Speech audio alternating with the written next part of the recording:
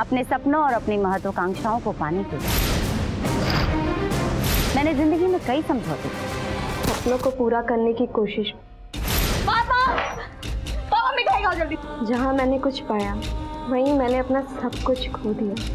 सपने जब पलकों पर बिछे होते हैं ना तो बहुत ही खूबसूरत होते हैं। मैंने जिन पर सबसे ज्यादा भरोसा किया ना उन्होंने ही मुझे रौंद दिया।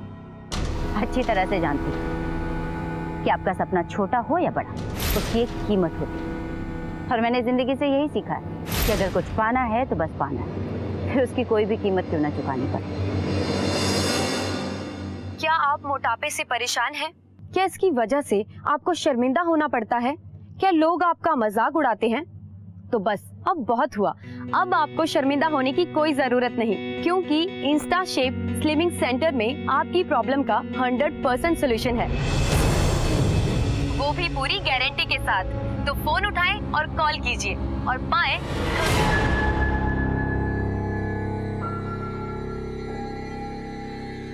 मेरी प्रीतु बहुत अच्छी चाय बनाती है। बेटा प्रीतु, चाय तो ले आना। आई मम्मी।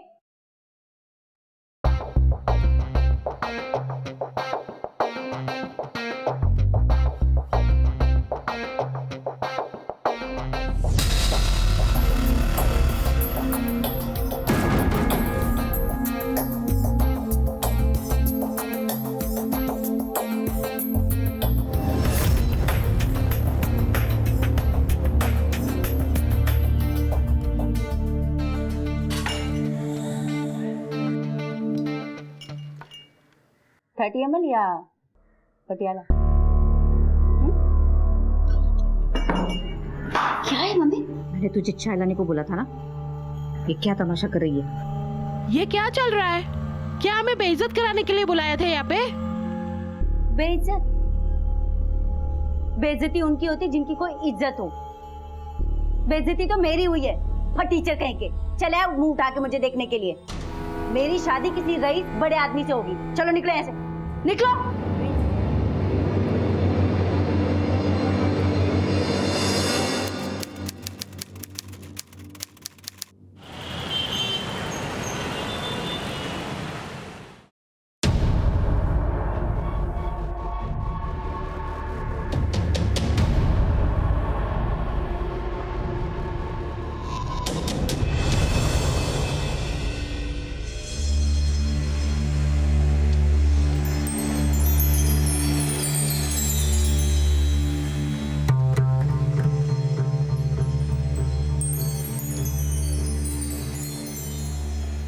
एक बार नजर मार के देख तो लो, कैसी लग रही? तो हमेशा की तरह बम लाग रही है।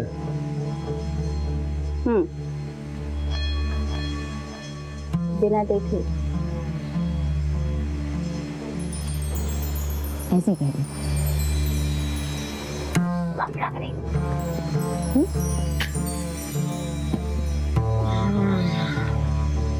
क्या बात है, आज बड़ा मूड में लाग रही है। कुछ चाहिए क्या तुझे? चाहिए नहीं, देने वाली हूँ। बिल्कुल थारे जैसा लौंडा, बाप बनने वाला है। सच? मुझ तुम्हारे प्यार की निशानी मेरे पेट में पड़।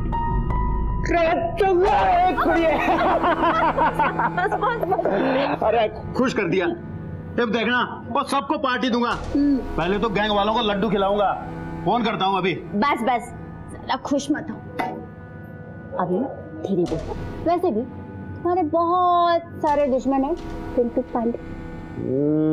बात तो सही कह रही है तू।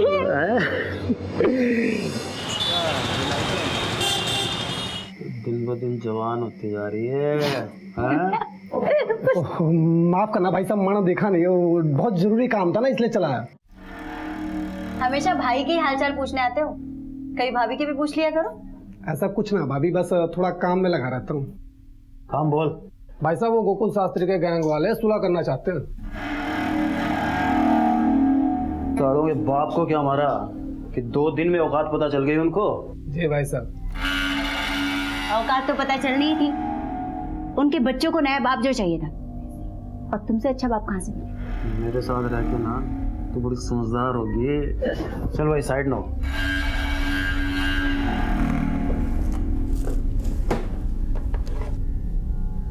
अरे प्रीतो, हाँ ये रख, और मैं बच्चों का नामकरण करके आता हूँ। ठीक है? जल्दी आना, राजमा चावल बना रही हूँ। बबन तू भी आ जाना। तो ठीक है, चल भाई।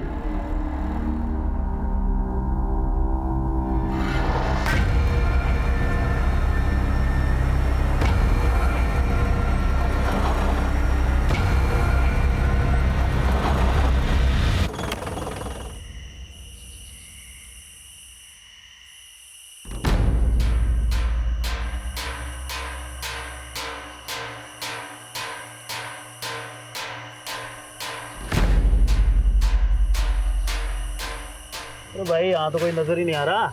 हाँ भाई साहब। कहाँ है तेरे गोकुल शास्त्री के आदमी? फोन लगा थाना को।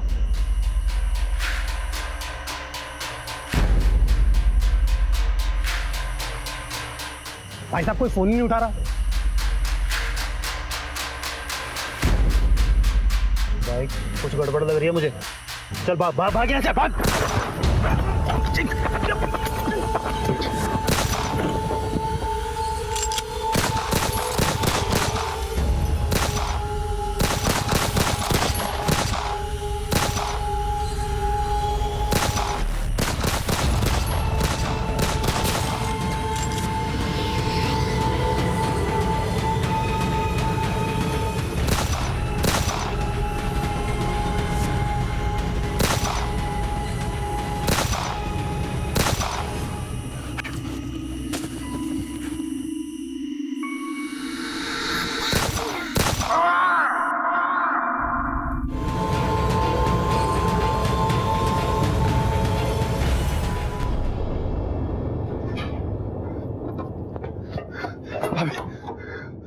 पुलिस ने पिंटू भाई को गोली मार दी। मैं बहुत मुश्किल से अपनी जान बचा के निकला हूं। किसी कमीने ने मुखबरी कर दी साहब। भाभी अभी हमें यहाँ से निकलना पड़ेगा। गोकुल के गैंग वाले हमें हर जगह ढूंढ रहे हैं और पुलिस भी कभी भी यहाँ पहुंचती होगी।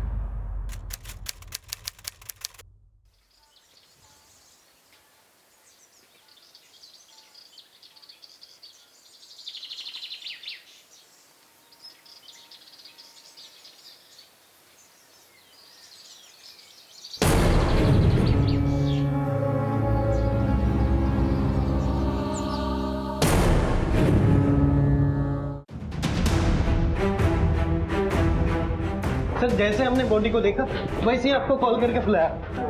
साइड दीजिए, साइड दीजिए। लड़की की उम्र कुछ 18 से 20 साल लगती है। सर पर गहरी चोट लगी है। किसी ने बहुत बेरहमी से मारा है सर।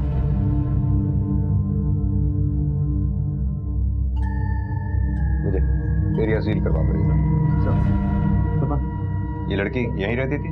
जी सर, शर्मा जी की बेटी नंदनी है, फ्लैट नंबर 204 में रहती है। अच्छा, तुमने जब डेड बॉडी को लिफ्ट में देखा तो लिफ्ट में कोई और भी था या किसी को आते जाते देखा हो? नहीं सर। विजय, या तो इस लड़की के ऊपर हमला इस लिफ्ट में ही हुआ है या फिर ये हमलावर से बचने के लिए लिफ्ट की तरफ भागी है। विजय, बॉडी को पोस्टमार्टम के लिए भिजवा दो। सपन सर, लड़की की फैमिली की डिटेल्स लेके उसकी फैमिली को इन्फॉर्म कर दो। Okay sir. आओ विजय। सर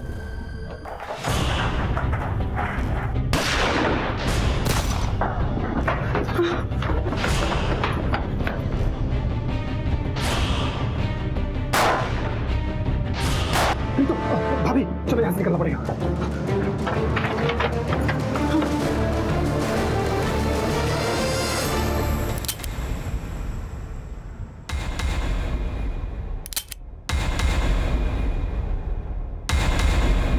देख, अगर तूने हमें मार दिया ना तो तुझे कुछ नहीं मिलेगा, लेकिन अगर तुमने हमें जिंदा छोड़ दिया तो तुम्हें बहुत कुछ मिल सकता है।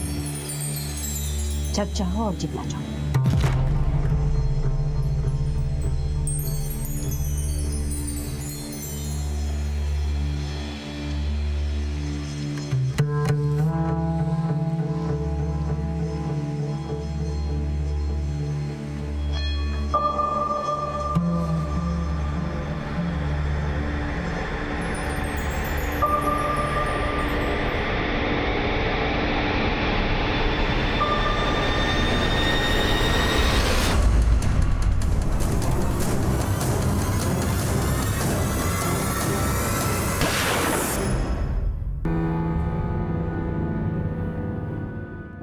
वो हंसी के नहीं, जान है तो जान।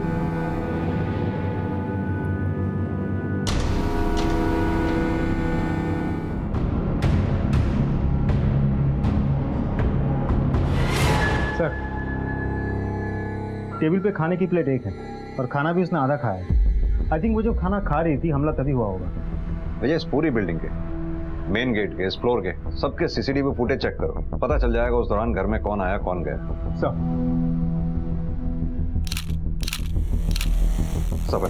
इस लड़की की फैमिली से कांटेक्ट करने की कोशिश करते रहो। सर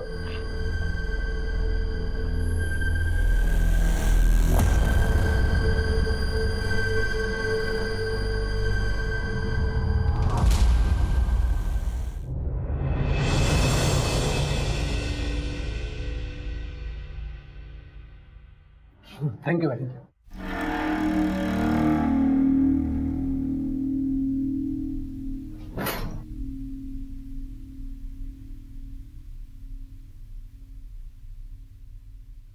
अभी अरे अभी बैठो यहाँ पे।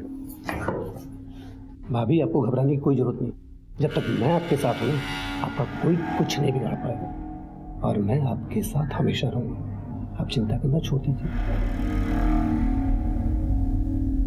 सर उनकी फैमिली में कोई शादी थी, इसलिए शर्मा जी और उनकी मिसेस 2 दिन पहले ही रोहतक निकल गए थे। आप कब से जानते हैं इनको? नंदनी जब 3 साल की थी तब शर्मा जी यहाँ पे शिफ्ट हुए थे। ये नंदिनी के पापा काम क्या करते? वो अकाउंटेंट है बिजली विभाग में। आप लोगों में से किसी ने नंदिनी के घर किसी को आते जाते देखा हो? नहीं सर। या नंदिनी की किसी से बात हुई हो? नहीं सर। सर कल रात लगभग 10 बजे नन्नी मेरे घर आई थी।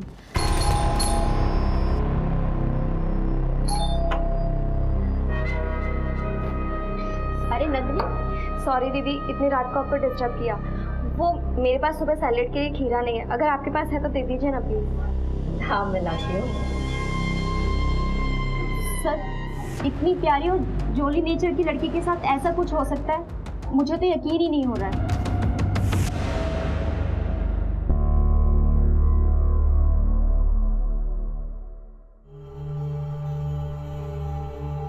तुम्हें बहुत भूख लगी ना, ये लो।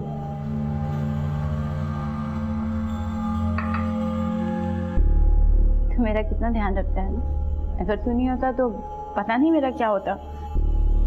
कुछ भी बोलती हो आप चुपचाप खाना खाइए, ठीक है? बबन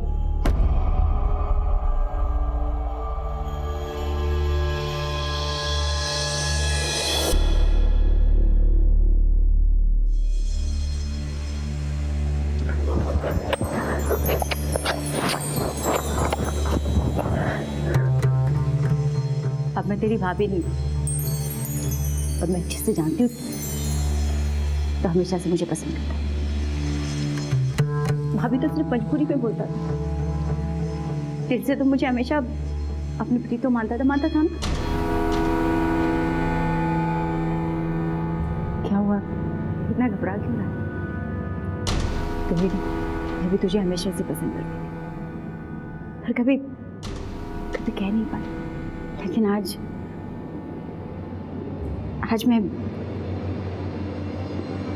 मैं भी तुझसे बहुत पहले कहना चाहता था, तब से ये बात मेरे हालत लगती थी। मैं भी तुझसे बहुत प्यार करता हूँ, तेरे बिना नहीं रह सकता। I love you.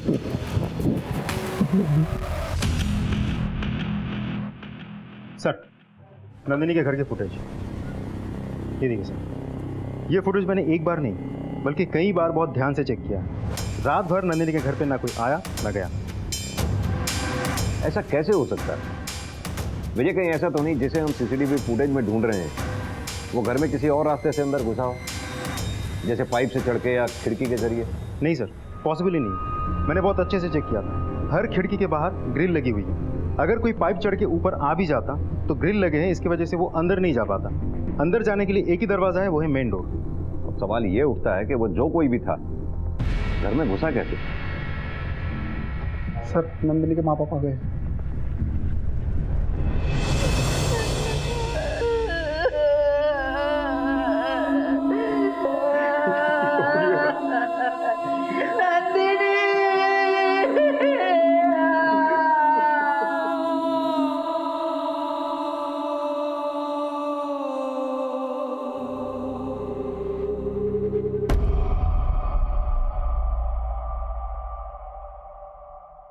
आप लोगों की किसी से कोई दुश्मनी है, झगड़ा, या नंदिनी का?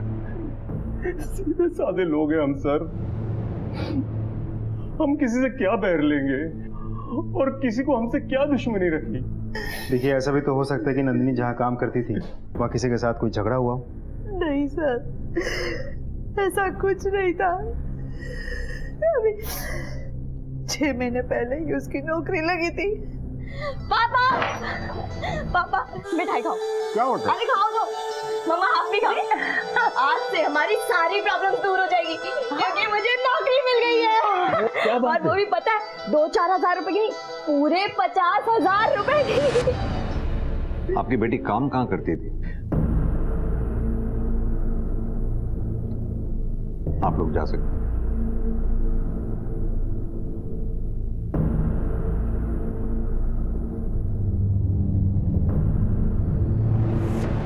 विजय, कुछ तो जरूर हुआ होगा जिस वजह से नंदिनी की जान गई। उसका इतनी बेरहमी से कत्ल हुआ। एक काम करो, नंदिनी के सारे दोस्तों से पूछताछ करो, पता करो क्या नंदिनी के माँ बाप वाकई उस दिन शादी में गए थे। सर, आपको लगता है इसमें नंदिनी के माँ बाप का हाथ हो सकता है? फिलहाल तो कुछ भी नहीं कहा जा सकता, लेकिन हमें हर एंगल चेक करना होगा, कुछ भी छूटना नहीं चाहिए। सर, पुलिस ने नंदिनी की मौत से जुड़े हर पहलू को जांचना शुरू किया, लेकिन उनको कोई ठोस दलील नहीं मिल रही थी। अब तक की मिली जानकारी से इतना तो साफ था कि नंदिनी की जिंदगी में कुछ तो रहस्यमय चल रहा था। पुलिस हर सबूत और बयान का बारीकी से मुआयना कर रही थी। सर, हमने नंदिनी के दोस्तों से, फैमिली से, आस पड़ोस वालों से पूछताछ की, लेकिन हमें ऐसा कुछ भी नहीं मिला जिससे हम किसी पे शक कर सकें। उसका किसी के साथ कोई अफेयर भी नहीं था। सर, जब से उसने वजन कम किया था उसको मेकअप का और कपड़ों का नया शौक चढ़ा था। बाकी सब कुछ पहले जैसे ही चल रहा था। और मैंने उसके माँ बाप के बारे में पता किया, वो लोग शादी में वाकई रोहतक गए। विजय, ये नंदिनी जहाँ काम करती थी वहाँ इंक्वायरी करो, शायद वहाँ से कोई इन्फॉर्मेशन मिले। सर, नंदिनी शर्मा की पोस्टमार्टम रिपोर्ट आ गई।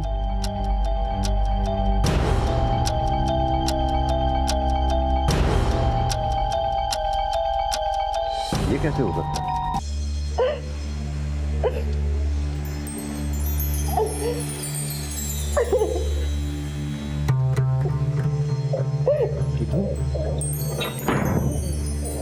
क्या हुआ तुझे? क्यों रो रही है? बोलना तो क्या हुआ? बोल जी, क्या हुआ? क्यों रो रही है?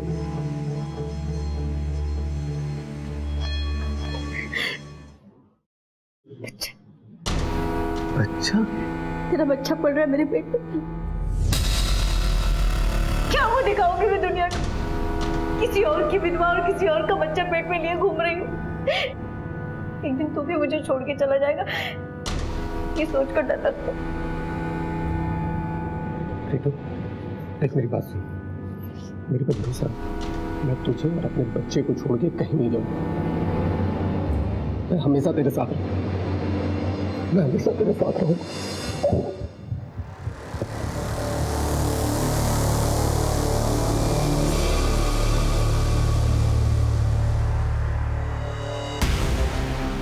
हमारे प्यार के निशान, हमारे प्यार की निशानी मेरे पेट में पड़ गई। तो मेरी प्रीतो। क्या डॉक्टर, कोई ऐसा क्यों करेगा? और नंदिनी ऐसा क्यों करेगी? अपने आप को ऐसे घाव कोई क्यों देगा जिससे उसकी मौत हो जाए? ये देखिए सर, नंदिनी के सर पे जो चोट है और दीवार पर जो खून के धब्बों के निशान हमें मिले हैं, वो दोनों आपस में मैच करते हैं। सर, बात यह है कि जो इंजरीज हैं वो मेनली फोरहेड पे हैं, जो तभी होता है जब इंसान अपना सर खुद दीवार पर मारता है।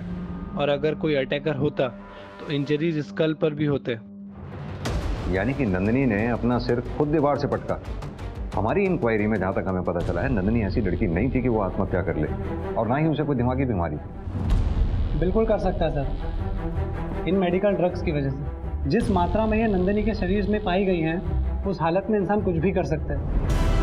सर, नंदिनी के माँ बाप ने हमें नंदिनी का जो विजिटिंग कार्ड दिया था वो तो फेक है। उस नाम की कोई कंपनी है ही नहीं, और उस एड्रेस पे जो बिल्डिंग का नाम लिखा था वो तो खंडर बन चुकी है।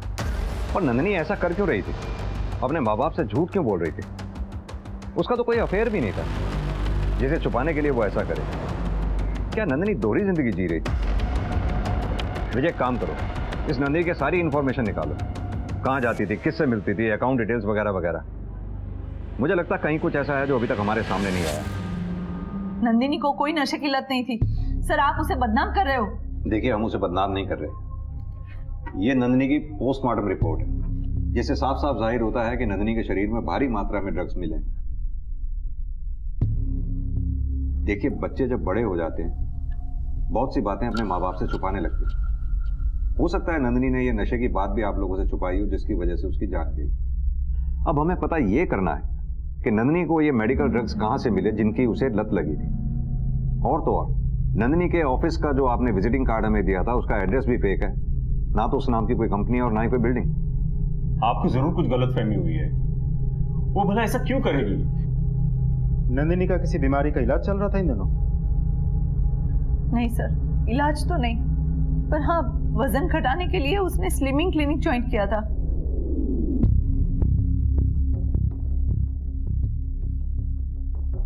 बारह किलो वजन कम होने के बाद 6 महीने पहले ही उसने वो छोड़ दिया। उसके बाद उसे नई नौकरी मिली थी। नाम क्या है उस क्लिनिक का? Insta chef weight loss clinic. Nandini बचपन से थोड़ी मोटी थी, लेकिन बड़े होते होते उसे इस मोटापे से टेंशन होने लगी।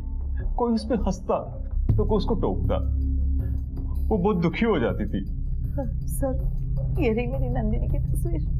क्लिनिक जाने के बाद उसका वजन तेजी से घटने लगा। वो उसे कुछ दवाइयां देते थे जिससे उसका वजन घट रहा था। स्लिमिंग सेंटर ज्वाइन करने के बाद क्या आपने नंदिनी में वजन घटाने के अलावा कोई और चेंज नोटिस किया था? नहीं सर, वजन कम होने के बाद नंदिनी बहुत खुश थी, नए फ्रेंड्स बना रही थी, फ्रेंड्स के साथ बाहर जा रही थी। बट हाँ, थोड़ी सी चिड़चिड़ी हो गई थी। कॉन्फिडेंस बहुत बढ़ गया था उसका, लेकिन साथ ही उसका मूड स्विंग्स भी बढ़ने लगा था।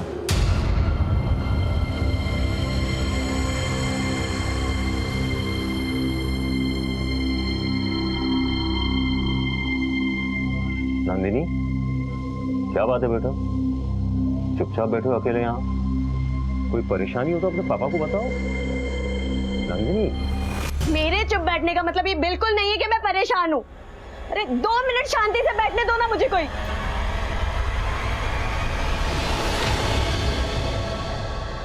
एक बात बताइए, नंदिनी का खर्चा कैसे चलता था? पैसे तो उसके पास होते ही थे। हमें लगा नौकरी कर रही है, वहीं से आ रहे होगे। कुछ समझ में नहीं आ रहा है वो क्या कर रही थी। भाई, भाई ठाकुर ने फ्लाईओवर के पास बुलाया और बुलाया अकेले आने। तो रुक मैं कहूँ, मैं जाके आता हूँ। अपना ध्यान रखना और संभाल कर जाना। तू घबरा मत, पुलिस को पता भी नहीं कि हम कर रहे हैं, ठीक है? सर, नंदिनी के कॉल रिकॉर्ड के हिसाब से उसके बारे में खास कुछ पता नहीं चला, लेकिन उसके मोबाइल लोकेशन से हमें ये इन्फॉर्मेशन मिली है कि वो गुरुग्राम के सेक्टर 48 में अक्सर आ जाया करती थी, वो भी उस टाइमिंग पे जब उसके माँ बाप के हिसाब से वो जॉब पर होती थी। वहाँ ऐसा क्या था? Slimming clinic. कोर्स पूरा होने के बाद नंदिनी शर्मा इस एरिया में क्यों जाया करती थी? इस स्लिमिंग क्लिनिक का क्या राज है? सर, इस क्लिनिक के बारे में खास कुछ तो पता नहीं चला, लेकिन इतना पता चला है कि ये कंपनी 5 साल पुरानी है और दिल्ली एनसीआर में कुल मिला के 12 ब्रांचेस हैं और सारे के सारे ब्रांचेस बहुत अच्छा बिजनेस कर रही है। और हाँ सर, नंदिनी शर्मा के फाइनेंशियल डिटेल्स। सर, इसके हिसाब से नंदिनी को कोई फिक्स सैलरी नहीं थी, लेकिन फिर भी हर महीने 40 से 60 हज़ार रुपये कैश उसके अकाउंट में डिपॉजिट हो जाते थे। विजय, होना हो इस नंदिनी शर्मा का कोई ना कोई राज इस स्लिमिंग क्लिनिक से जुड़ा होता है।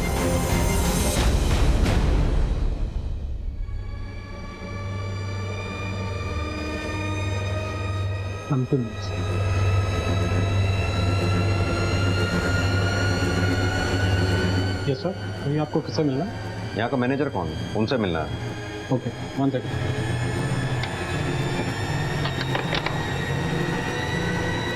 तुम ही रुको।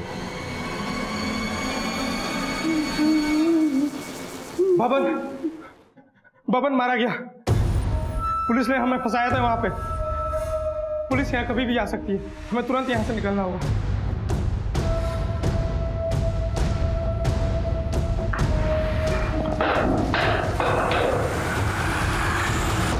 क्या दिक्कत है तेरी? क्या चाहता है तू? क्यों मुझे चैन से नहीं जीने देता? जब भी खुश होती हूँ, जब भी कुछ अच्छा होता है, सब खत्म कर देता है। मुझे जीने का हक नहीं है क्या? क्यों मुझे चैन से नहीं जीने देता?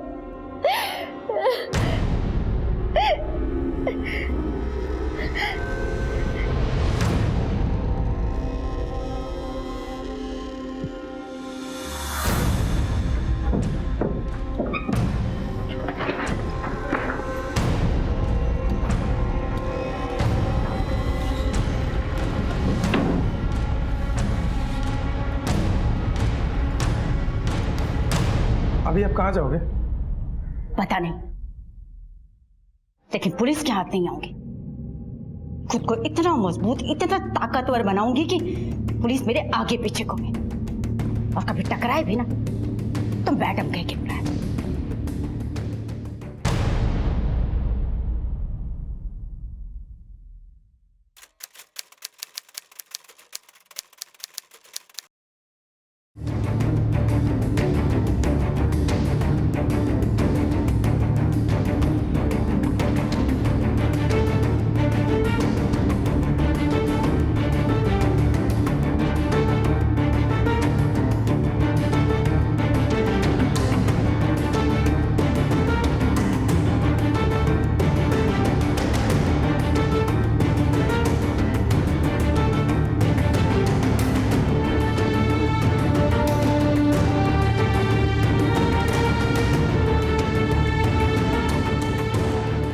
बुजुर्गों के लिए घर दान करके मैं उन पर कोई एहसान नहीं करता,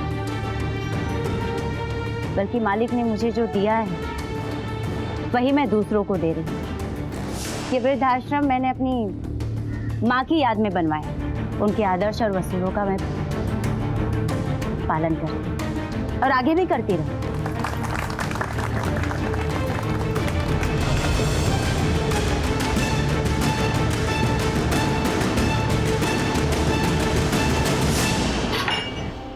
अमन या पटियाला, हमारे प्यार की निशानी मेरे पेट में। ये रख, और मैं बच्चों का नामकरण करके आता हूँ। पुलिस ने पिंटू भाई को गोली मार दी। मैं तुझसे बहुत प्यार करता हूँ।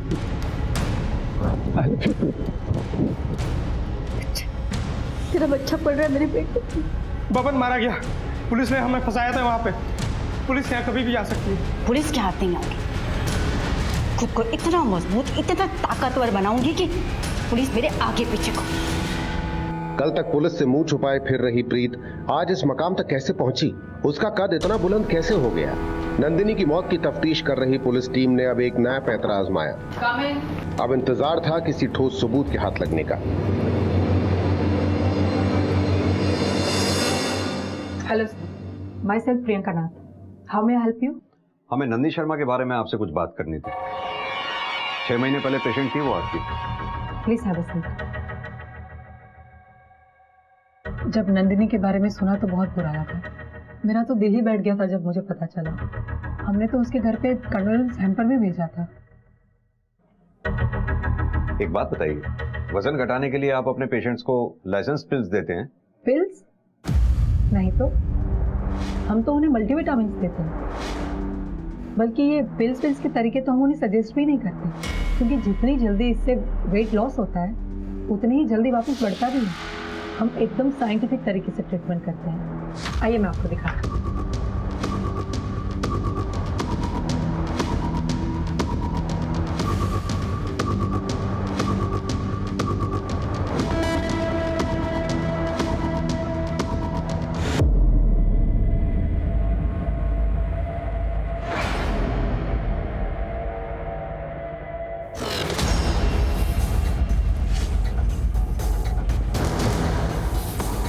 प्रियंका जी, आप हमें टेस्ट के लिए स्लिनिंग टैबलेट का एक सैंपल दे सकती थी? या श्योर, मैं अभी अरेंज कराती हूँ। Thank you. मुझे क्लिनिक से रिलेटेड ऐसी कोई भी चीज हमारे हाथ नहीं लगी जिससे यह साबित हो कि क्लिनिक में कुछ गड़बड़ थी। सर, नंदिनी के मोबाइल लोकेशन के हिसाब से वो गुरुग्राम के सेक्टर 48 में अक्सर जाती थी, और ये क्लिनिक भी तो सेक्टर 48 में है। लेकिन इससे यह तो साबित नहीं होता कि वो गुरुग्राम के सेक्टर 48 में क्लिनिक में ही जाती थी। ये भी तो हो सकता है वो सेक्टर 48 में अपने किसी दोस्त के यहाँ जाती है। रही बात पैसों की जो उसके अकाउंट में डिपॉजिट होते थे, हो सकता है वो ड्रग पेडलिंग से रिलेटेड हो, तभी उसने उस दौरान पार्टीज में आना जाना शुरू कर दिया था। विजय, काम करो, नंदिनी के सारे दोस्तों से पूछताछ करो। सर,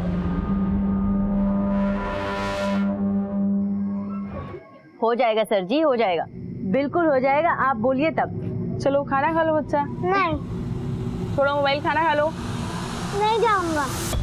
दिव्या, क्या बदतमीजी है ये? हाँ, दोबारा किसी लड़की या आंटी से ऐसे बात की ना तो खाल खींच लूंगी। सॉरी बोलो आंटी को।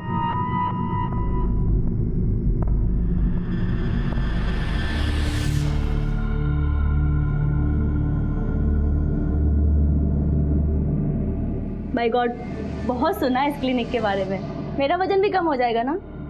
पता है, लोग मुझे फैटी, मोटी, पता नहीं क्या क्या बोल के चढ़ाते हैं। अगर ऐसे ही चलता रहा तो कैसे मेरी शादी होगी?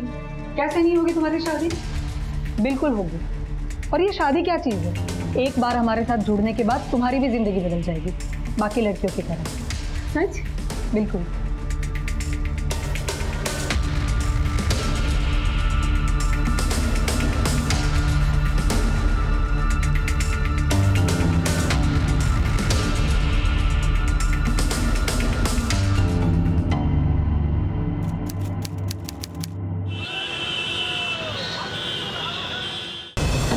दरवाजा खोलो, खोलो, मुझे जाने दो, मुझे जाने दो, खोलो, प्लीज खोलो ना, खोलो, खोलो,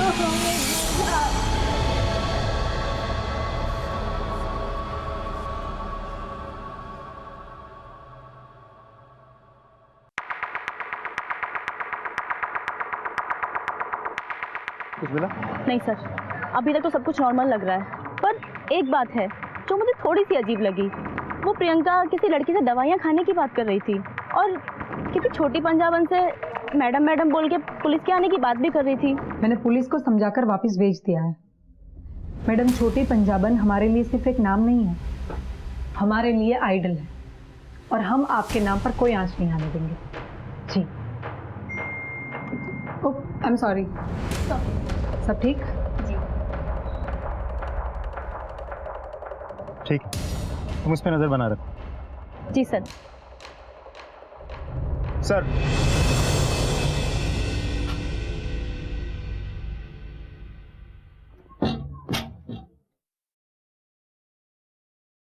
लो खाना खा लो।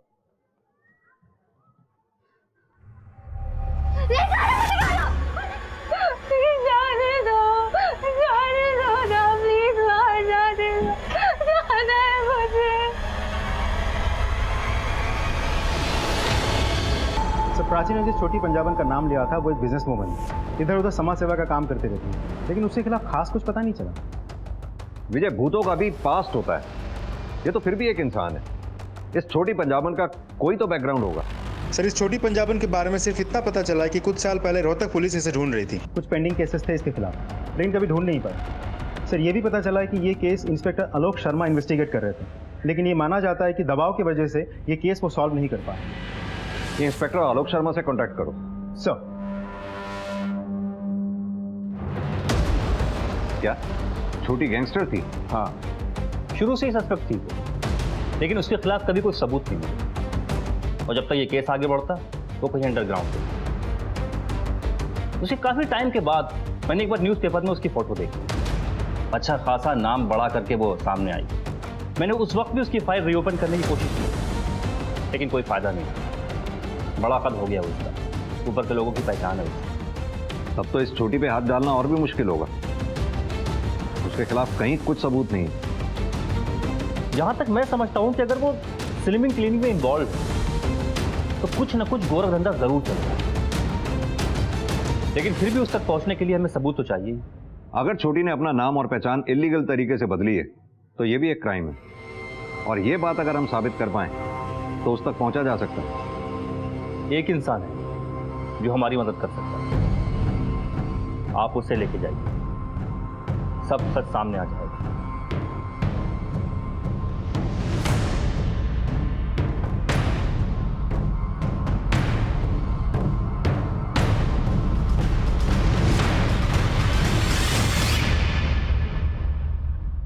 क्या हुआ, ऐसे कैसे गुस्से चले आ रहे हैं आप लोग? आपसे कुछ बात करनी थी। और मुझे कोई बात नहीं करनी? हमसे नहीं करनी, लेकिन इनसे तो करनी होगी।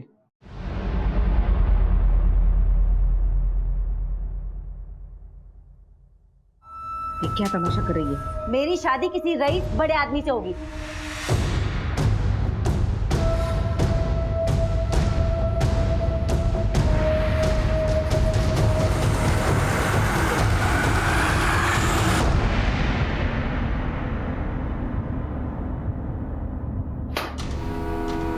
इतने साल गैंगस्टर बने रहने के बाद अचानक समाज सेविका बन गई।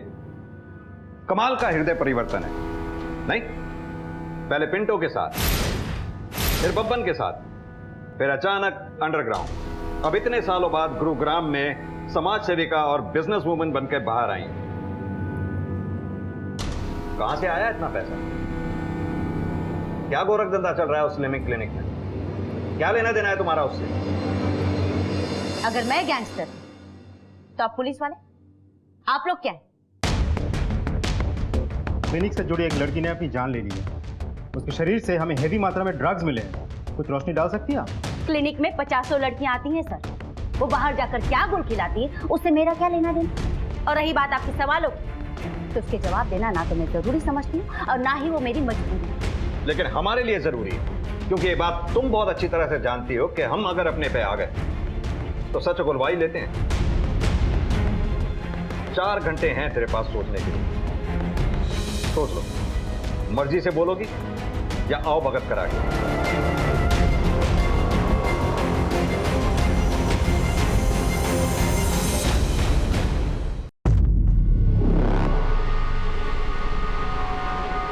ये क्या कर रही हो तुम यहाँ? कुछ नहीं मैम, वो किसे पूछकर तुम मेरे कैबिन में आई? और ये लैपटॉप में क्या कर रही थी तुम? और वो क्या छुपा रही हो? यहाँ दो।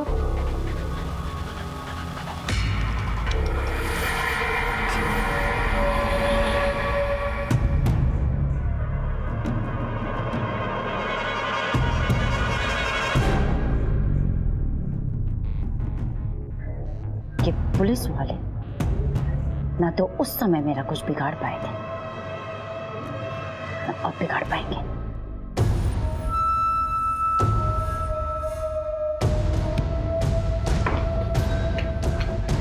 मैम पुलिस क्या हो? मैम पुलिस मुझे फंसाना चाहती है मैम। झूठा केस बनवाने के लिए मेरी ऐसी हालत कर दी। मेरी आप लोगों से विनती है कि आप लोग मेरी मदद करिए, इस केस को लेके जाइए। देखिए पुलिस वाले क्या जुल्म कर रहे हैं। लेकिन सर, जी सर, कमिश्नर साहब का फोन था। यह मामला नेशनल मीडिया ने उछाल दिया। ये छोटी पंजाबन बहुत चालू चीज निकली, गेम खेल गई हमारे साथ। अब इसे छोड़ने के अलावा हमारे पास कोई चारा भी नहीं है। सर, बाहर पूरी मीडिया जमा है। वो लोग इस केस को ऐसे दिखा रहे हैं जैसे कि गलती हमारी हो, और प्राची को भी क्लिनिक से निकाल दिया गया है। सर, कुछ समझ में नहीं आ रहा है हम करें तो क्या करें। किसी के खिलाफ हमारे हाथ कोई सबूत नहीं है। अब नंदिनी की मौत का राज खुलेगा कैसे? मैडम, मैंने ही आपको फ़ोन किया था। मेरी बेटी लापता थी, मैंने उसकी मिसिंग कंप्लेंट भी लिखवाई थी। लेकिन जब से मेरी बेटी वापस आई है, अजीब सी हो गई है। वो हमेशा ड्रग्स के लिए परेशान रहती है। मैंने बहुत कोशिश की उसकी ड्रग्स की लत छुड़ाने की, लेकिन कोई फ़ायदा नहीं हुआ। मेडिकल रिपोर्ट से पता चला है कि तुम्हारे ब्लड में कुछ ड्रग्स के ट्रेसेस पाए गए हैं, और तुम्हारे पापा का कहना है कि तुम्हारी ड्रग्स की लत छुड़वाने के लिए उन्होंने तुम्हें कमरे में बंद करके रखा था। क्या ये सच है? ये ड्रग्स की लत तुम्हें कैसे लगी? कौन देता था तुम्हें ये ड्रग्स?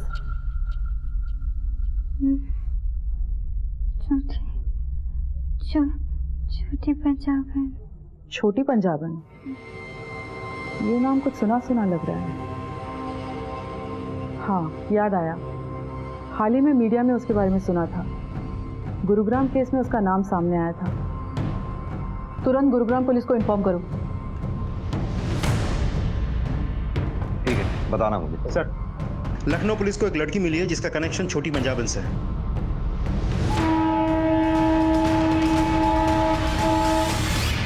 कुछ साल पहले मैं अपने बॉयफ्रेंड के साथ भाग गई थी, क्योंकि मुझे पता था पापा नहीं मानेंगे। उन्हें वो बिल्कुल पसंद नहीं था, और पापा सही भी थे मैम। वो मुझे भगा कर ले गया और मुझे छोटी पंजाबन को बेच दिया उसने मुझे एक कमरे में बंद करके रखा और मुझसे जबरदस्ती धंधा कराने लगी। क्या हुआ? अरे पगली, तुझे मालूम नहीं इस धंधे में ना पैसा ही पैसा है। दर्द होता है ना, चल ये ले। कुछ दिन दवाई खा के काम चला ले, तो धीरे धीरे आगे बढ़ जाए। ले ले ले। दवाई के नाम पे मुझे ड्रग्स की लत लगा दी। मैं बुरी तरह से फंस चुकी थी। दिन रात मैं वहाँ से बस भागने की प्लानिंग करती रहती, और जैसे ही मुझे वो मौका मिला मैं फौरन वहाँ से भाग के पापा के पास आ गई। लेकिन उस ड्रग्स की लत ने मेरा पीछा नहीं छोड़ा। स्वाति, इस छोटी पंजाबन के गले का फांसी का फंदा तैयार करने का समय आ गया है। फांसी का फंदा मेरी जूती से? लड़कियां ये सब अपनी मर्जी से भी तो करती हैं सर। मैंने इसमें क्या नया कर लिया? उनका इस्तेमाल पैसे कमाने के लिए किया, और हाँ, बड़ी ईमानदारी से उन सब का हिस्सा उन्हें दिया। मुझे नौकरी मिल गई है, पूरे 50,000 रुपए की। वैसे भी लड़कियां हमेशा दूसरों का सहारा ढूंढती रहती है, रोते धोते रहती है। मैंने तो उन्हें समझाया कि बेवकूफ लड़कियों, तुम्हारे पास तुम्हारा खुद का बहुत कुछ है, क्यों किसी और के लिए रोना? और इस मिशन में तू नंदनी, रितु और न जाने ऐसी कितनी लड़कियों की खरीद फरोख्त की, उन्हें नशे की आदत डाली ताकि तेरे और दलालों के चंगुल में फंसी रहे। धंधा कोई भी हो सकता, खरीदना बेचना तो पड़ता ही। और नंदिनी ने भी कुछ कम पैसे नहीं बनाए। जब नहीं झेल पाई तो मर गई। मैंने थोड़ी ना मारा उसे। कितनी लड़कियों की जिंदगी बर्बाद कर दी है तुमने, इस बात का एहसास है तुम्हें? मैंने किसी के साथ जोर जबरदस्ती नहीं की सर। और मैंने नया क्या किया है? अब माल की डिमांड आएगी तो पूरी तो करनी पड़ेगी ना। किसी को 16 की चाहिए तो 30 की तो नहीं दे सकती ना। अब जिस फ्लो से अब तक इतनी बातें कही हैं, उसी फ्लो में सच भी बोल दे, वरना इसका हाथ अगर अपने फ्लो में चला तो कोई भी ड्रग तेरा दर्द कम नहीं कर पाएगी। पिंटू की डायरी से मुझे बहुत से बड़े बड़े नेताओं और बिजनेसमैन के बहुत सारे छिपे हुए राज। मैंने उन्हें धमकाकर अपने लिए एक नया नाम और पैसा इकट्ठा किया। जगह जगह पर मेरी क्लिनिक चलती है सर। बहुत सी लड़कियां आती जाती हैं, उनमें से मुझे जो पसंद आती थी लगता था कि अच्छी है, अच्छे पैसे मिलेंगे। उन्हें लालच देकर मैं अपने धंधे में ले लेती थी। और यकीन मानिए सर, उसके लिए मुझे बहुत ज्यादा मेहनत नहीं करनी पड़ती थी। बहुत सी तो ऐसे ही रोते धोते आ जाती थी खुद ही। अच्छा हुआ तूने खुद सच बोल दिया। अब तेरे उन्हीं आकाओं को तेरे साथ यहीं सलाखों के पीछे बंद करेंगे।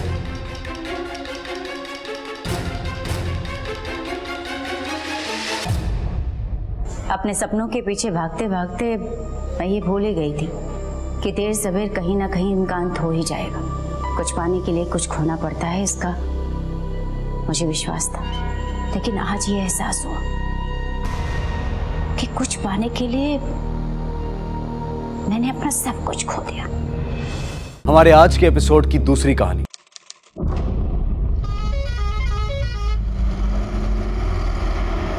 माँ, हम कहाँ जा रहे हैं? जहाँ हमारी किस्मत ले जाए। कुछ अता पता नहीं है? है ना, वो नीली कोठी वाले सुदर्शन बाबा याद है? वहीं जा रहे हैं। अरे बाबा ने ढेर उधार ले रखा था उनसे और लेकर भाग गए। अब उन्होंने ही मेरी कहीं नौकरी लगवाई।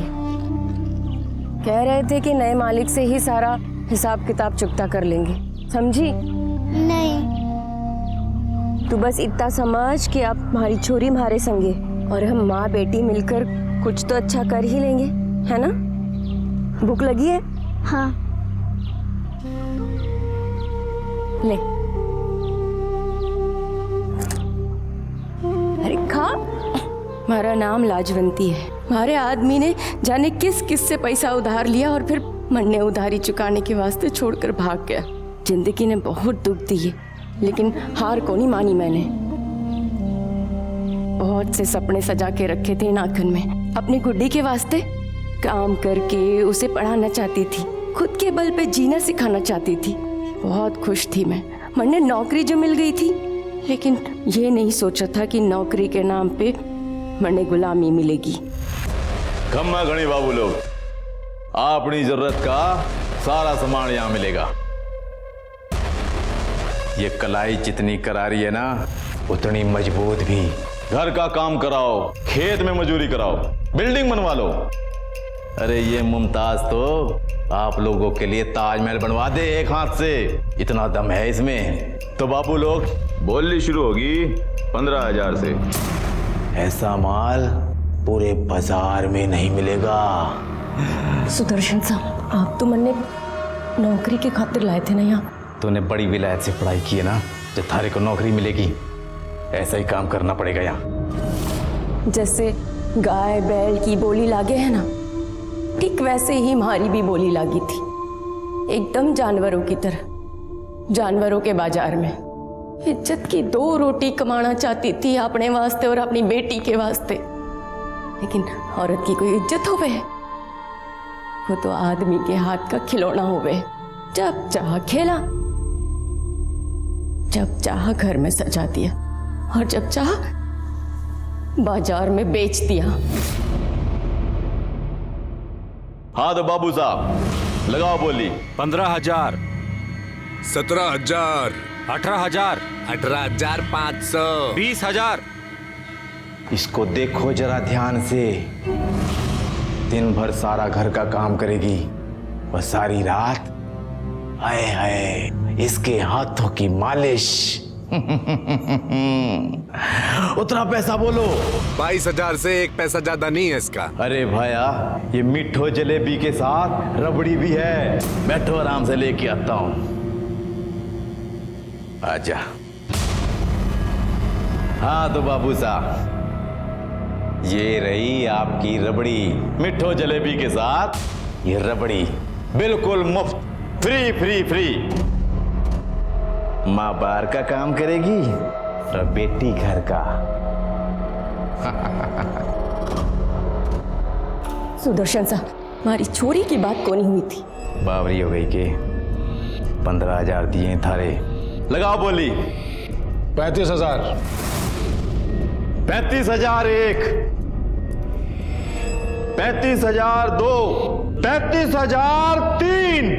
लो बाबू, पैसा जमा करो, ले जाओ अपना माल। जा लेके जा।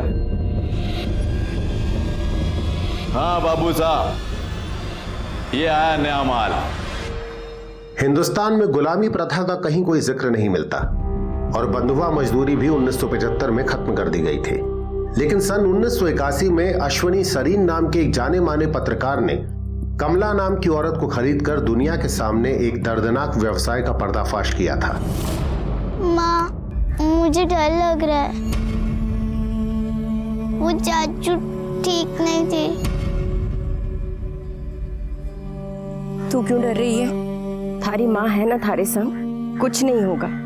2016 में किए गए विश्वव्यापी सर्वे के अनुसार हिंदुस्तान में 1,83,00,000 लोगों को किसी न किसी तरह से गुलाम बनाकर रखा गया है। इनमें से बहुत से बंधुआ मजदूर हैं, बाल श्रमिक हैं, कुछ देह व्यापार या भीख मांगने का काम करते हैं, या फिर कुछ औरतों और बच्चियों की जबरदस्ती शादी की गई है। इन महिलाओं को गैर कानूनी तरीके से अगवा करके, बहला फुसलाकर या उनकी मजबूरी का फायदा उठाकर इनका शोषण किया जाता है। आज की कहानी वैसे ही बाजार से खरीदी गई लाजवंती और उसकी बेटी गुड्डी की है, जो इस आजाद देश में किसी के गुलाम बनने को मजबूर थे। आइए देखते हैं उनकी वो दर्दनाक कहानी, जिसका अंत भी उतना ही दर्दनाक था जितनी की शुरुआत।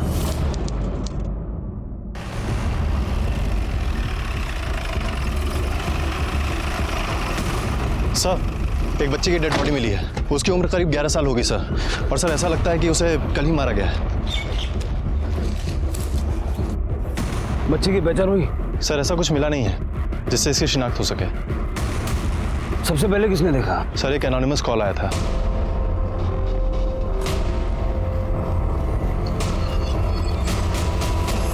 बच्ची को बुरी तरह से लोचा है, लगता बहुत टॉर्चर करके मारा है, और वो भी यहाँ नहीं कहीं और। यहाँ सिर्फ लाश फेंकी गई है। जोशी एक काम करो, बॉडी को पोस्टमार्टम के लिए भेजो और सारे पुलिस स्टेशन में पता करो इस उम्र की बच्ची की कहीं कोई मिसिंग कंप्लेंट दर्ज है। सर मैंने सारे पुलिस स्टेशन में पूछताछ कर ली है। उस लड़की का कहीं भी कोई मिसिंग कंप्लेंट नहीं लिखवाई गई है सर। और सर उस लड़की की पोस्टमार्टम रिपोर्ट आ गई है। सर इस पोस्टमार्टम रिपोर्ट के मुताबिक उसको मारने से पहले उसका कई बार टॉर्चर भी किया गया है सर, और उसके बाद उसका रेप भी किया गया। उसके बाद उसको गला दबाकर मारा गया है सर। उसकी बॉडी में टोटल 86 चोट के निशान है सर। सर ऐसा लगता है कि उसे किसी बेत की छड़ी से मारा गया है। उसके प्राइवेट पार्ट पे भी चोट के निशान पाए गए हैं, और सर उसके नेल्स में सीमेंट और रेत के ट्रेसेस पाए गए हैं। 11 साल की बच्ची के साथ कोई ऐसा कैसे कर सकता है? शर्म आती है कि समाज में आज भी ऐसी गंदी हरकत करने वाले लोग मौजूद हैं। जोशी, मुझे इस बच्ची का हत्यारा किसी भी हाल में चाहिए। बच्ची का फोटो सर्कुलेट करो और अपने खबरियों को काम पे लगा दो, और जल्द से जल्द बच्ची की पहचान कराने की कोशिश करो। सर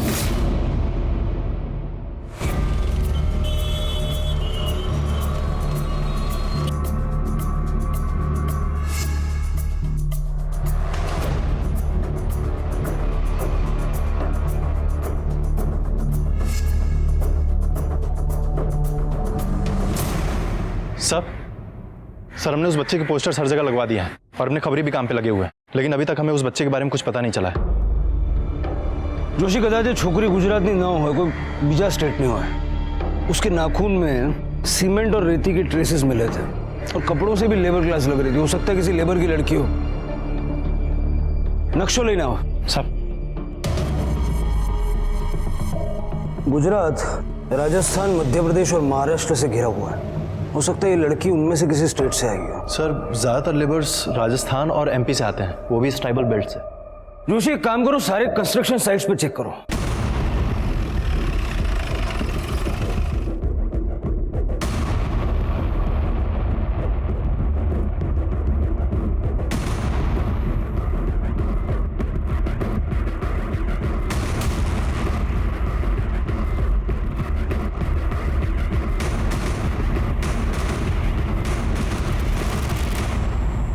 તમે પોલીસ સ્ટેશન આવો, પછી વાત કરીએ। सर सारे छोटे बड़े कंस्ट्रक्शन साइट्स पे हमने पता किया है, लेकिन बच्चे के बारे में कोई क्लू नहीं मिला सर। फिर वो लड़की थी कौन और आई कहां से?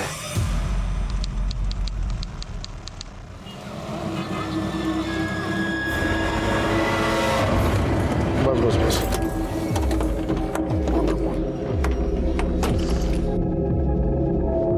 आजा आजा। साहब, ये हम कट्ठे आ गए। अहमदाबाद है ये, यानी गुजरात। आज से तुम दोनों यहीं रहोगे। आओ।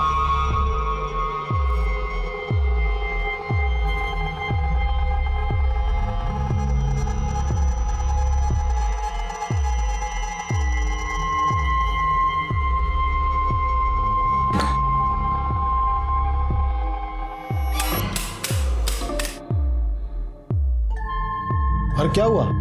आओ आओ अंदर आओ, आ जाओ जाओ।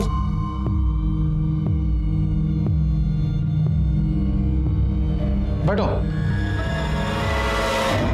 देखो ये भाड़े का घर है, आज से तुम दोनों इसी घर में रहोगे। साहब वो आप मारे को क्यों खरीद के लाए हो, मारे को नहीं पता। मैं ऐसी वैसी औरत को नहीं। आप मारे से ऐसा वैसा कोई काम तो नहीं कराओगे ना? नहीं नहीं नहीं, मैं तुमसे कोई ऐसा वैसा काम नहीं कराऊंगा। तुम मेरी कंस्ट्रक्शन साइट पे मजदूरी करोगी। डरो नहीं, ऐसा नौकरी समझो, लेकिन मैं तुम्हें पगार नहीं दूंगा। रहने का, खाने का और भी जो भी खर्चा होगा वो सब तुझे दूंगा मैं। उसके बाद भी जरूरत पड़े तो मुझसे मांग लेना, ठीक है? चलो अभी तुम्हारी जरूरत का सामान लेके आता हूं मैं। बैठो आराम से।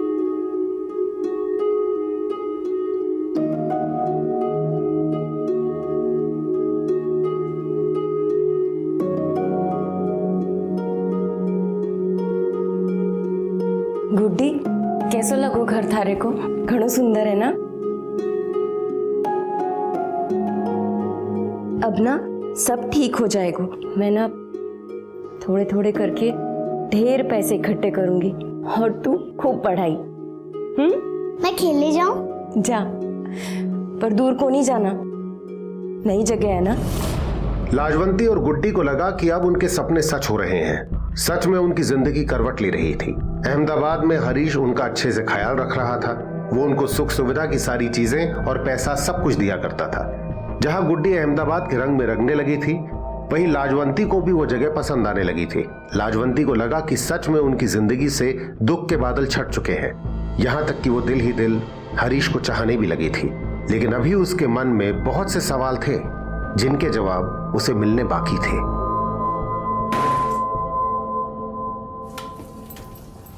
लाजवंती साहब, चलो कुछ पैसे रख लो। नहीं साहब, आप मैंने यहाँ पर साइट पर काम कराने वास्ते लाए थे ना, काम वाम कोई है नहीं और आप मुझे पैसे दे रहे हैं। घर में बैठे बैठे रोटी सेकूं हूँ बस। रोटी सेकना कोई काम नहीं होता क्या?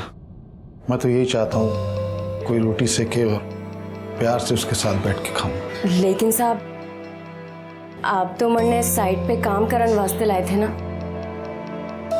नहीं, मैं अब तुझसे कोई काम नहीं करवाना चाहता। दुनिया का सारा सुख तुझे देना चाहता हूँ। मैं पसंद करता हूँ तुझे। ये कहीं कह रहे हो साहब? जो दिल में है वही कह रहा हूँ। शादी करेगी मुझसे?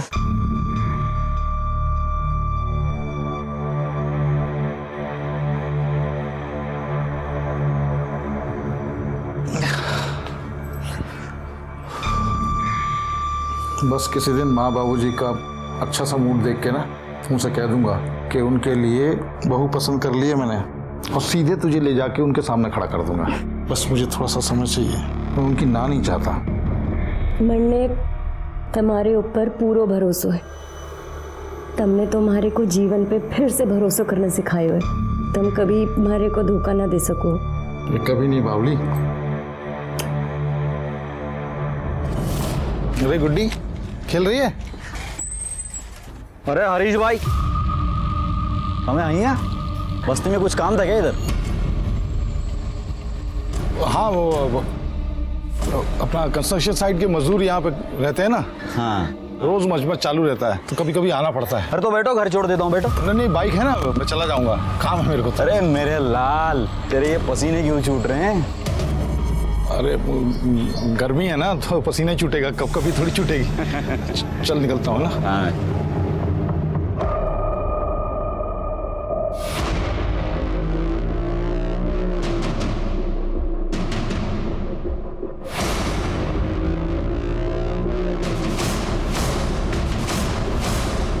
देखा, मैंने बोला था ना, तेरा भाई यहाँ लुका छिपी खेल रहा है।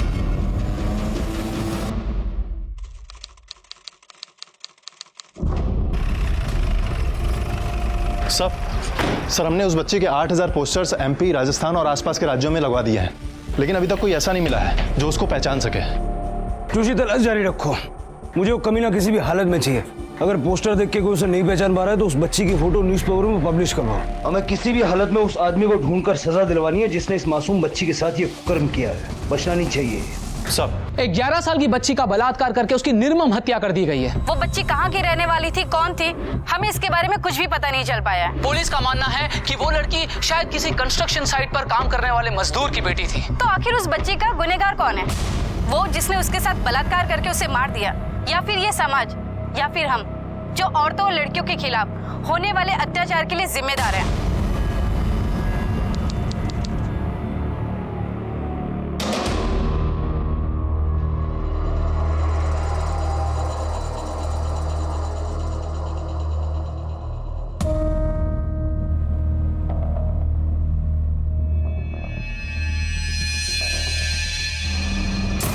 हरीश भाई, अरे आप तो बहुत छुपे रुस्तम निकले भाई। हैं? कहाँ से पकड़ के लाई ये तितली?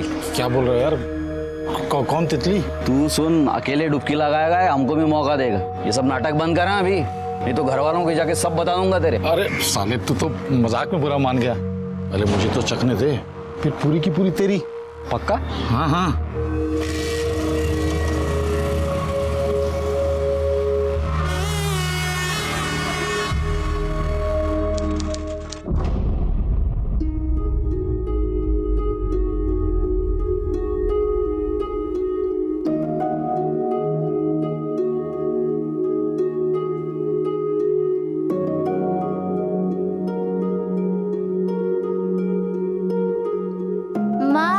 बाबा कहाँ गए?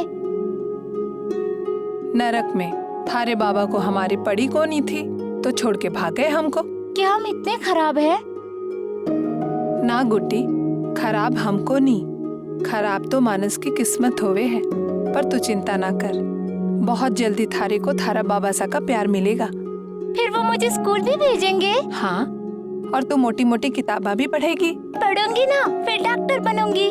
फिर जब तू बुढ़ी हो जाएगी तेरा इलाज करूंगी और ऐसे सुई मारूंगी। माँ, बाबा मुझे घुमाने लेके जाएंगे ना? हाँ, और घणों सारो प्यार भी करेंगे। तो फिर मुझे आइसक्रीम भी दिलाएंगे ना? आइसक्रीम तो तन्ने थारी माँ भी खिला सके है। सच्ची?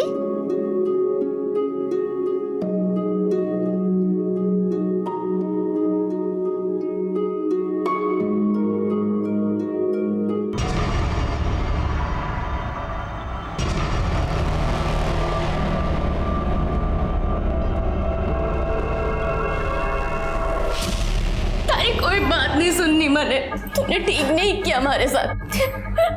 इतने बड़े बड़े सपने दिखाए, जिस काम के लिए लाए थे वही करवाता ना। मेहनत मजदूरी करती, अपना और अपनी बेटी का पेट पालती मैं, पर तूने मेरे मुंह पे थप्पड़ मारा। कोई झूठ नहीं बोला तुझसे, मैं अपनी पत्नी से तलाक ले रहा हूँ सच में, और तुझसे शादी करना चाहता हूँ। तुम्हारी कोई बकवास ना सुननी है मैंने। देख, मैं अपनी माँ की कसम खा रहा हूँ, तू जानती है ना मैं अपनी माँ से कितना प्यार करता हूँ, लेकिन सबसे ज्यादा तुझे प्यार करता हूँ, बहुत प्यार करता हूँ, तू जान है मेरी। अब तो गुस्सा छोड़ दे।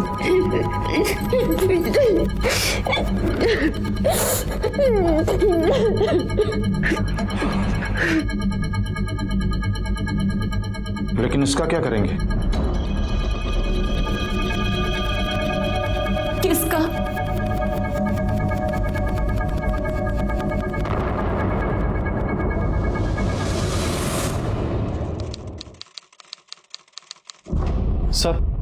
सर उस बच्चे की न्यूज़ टीवी में देखकर एक कपल आया है। उनका कहना है कि जिस बच्चे की बॉडी हमें मिली थी वो उनकी बेटी की थी। गुड, अगर वो लोग बच्ची को आइडेंटिफाई कर लेते तो उसके खूनी को ढूंढने में हमें मदद मिलेगी। बुलाओ उनको। सर, मेरा नाम रामचंद्रन रेड्डी है, ये मेरा वाइफ वसुधा रेड्डी, और हमारा डॉटर का न्यूज़ देखा सर, सुवर्णा रेड्डी का।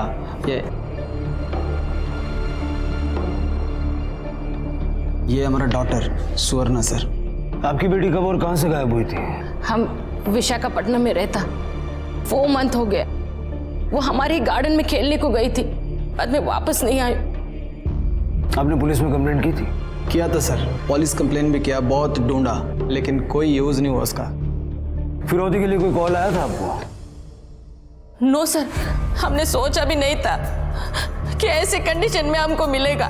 हमारा सुवर्णा ही हमारे लिए सब कुछ था। She was my life. सुवर्णा की कोई फोटो है आपके पास? Yes sir, I'll show. ये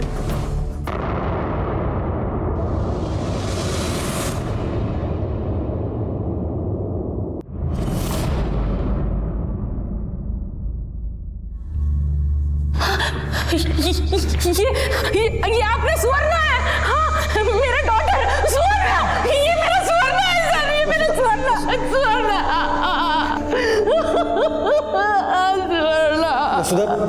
वसुधा control. Sir, I can't say for sure sir, पता नहीं, maybe she is our daughter. ये तुम्हारे से कैसे बोलता? ये अपना सुवर्णा है, अपना डॉटर है, ऐसे कैसे बोलता है तुम अपना सुवर्णा?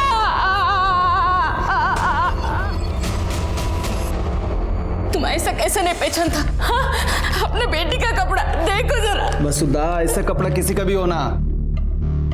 आई एम श्योर सर, ये हमारे सुवर्णा का ही कपड़ा है। आई रिक्वेस्ट यू सर, हमारे बेटी का बॉडी हमको दे दो, उसका अंतिम संस्कार करने के लिए। देखिए, जब तक हम पूरी तरह से श्योर नहीं हो जाते कि आप दोनों ही उस बच्ची के माँ बाप हैं, तब तक हम बॉडी रिलीज नहीं कर सकते। ऐसे हालात में आपको डीएनए टेस्ट करवाना होगा। मैम, क्या वो आप लोग की बेटी है? मैम, आपकी बेटी की इतनी हैवानियत के साथ हत्या कर दी गई, उसके साथ बलात्कार हुआ है।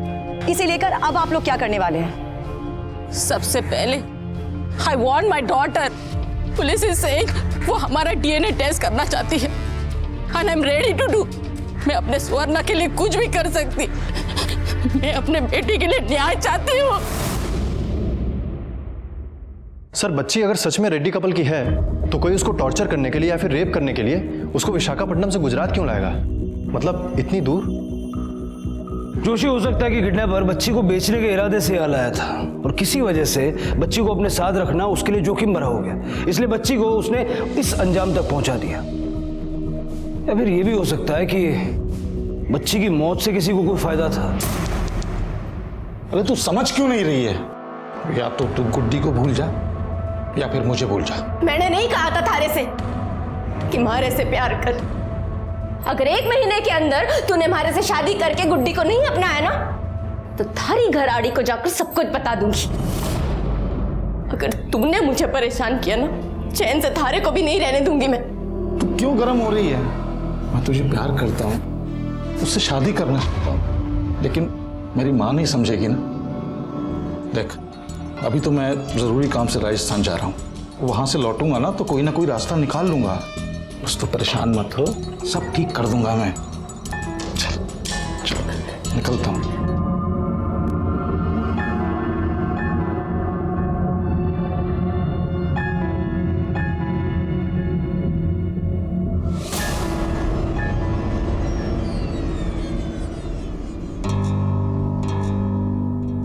भाई साहब क्या चल रहा है सब? भाभी साहब को मालूम है? देख, वैसे ही दिमाग का दही हुआ पड़ा है, तू कोई और लोचा मत करना। साली को मजा मस्ती के लिए लाया था, सर पे चढ़ के नाच रही है। अरे इनकी तो जात ही ऐसी होती है भाई साहब, ये तो आपको पहले सोचना चाहिए था ना। अब आप घबराइए मत, मैं सब ठीक कर दूंगा। क्या करेगा तू? निकाल बाहर करूंगा शहर से, और क्या। फिर मरे जाकर कहीं भी, हमें क्या करना। हेलो, क्या? जो लो चलो। सर रानी रूपमती मार्ग के पीछे वाले एरिया में एक औरत की डेड बॉडी मिली है।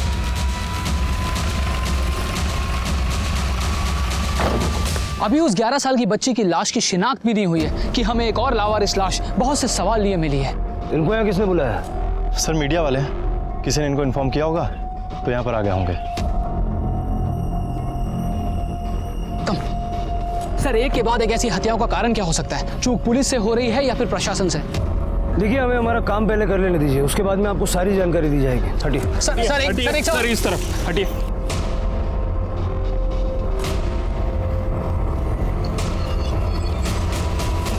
लाश की पहचान न हो सके इसलिए मार के जला दिया है। बॉडी कम से कम 15 दिन पुरानी है। कुछ मिला आसपास? कुछ नहीं सर, कोई पर्स, कोई मोबाइल, कुछ भी नहीं मिला। एक और लावारिस लाश। जोशी सर, इस लाश को पोस्टमार्टम के लिए भेजो और देखो बॉडी पे कोई बर्थ मार्क वगैरह है क्या। इसको यहाँ लाने के लिए किसी न किसी व्हीकल का इस्तेमाल तो किया होगा। लेकिन सर ऐसा भी तो हो सकता है ना कि ये एक लव एंगल हो सकता है ये औरत यहाँ पर खुद ही किसी से मिलने आई हो और फिर इन दोनों के बीच में झगड़ा हुआ होगा और उस आदमी ने इसे मारकर जला दिया होगा। हालांकि जलाने के लिए पेट्रोल चाहिए और पेट्रोल गाड़ी से ही मिलेगा। इस जगह पर आने वाले जितने भी रास्ते हैं सबका सीसीटीवी फुटेज निकलवाओ। सब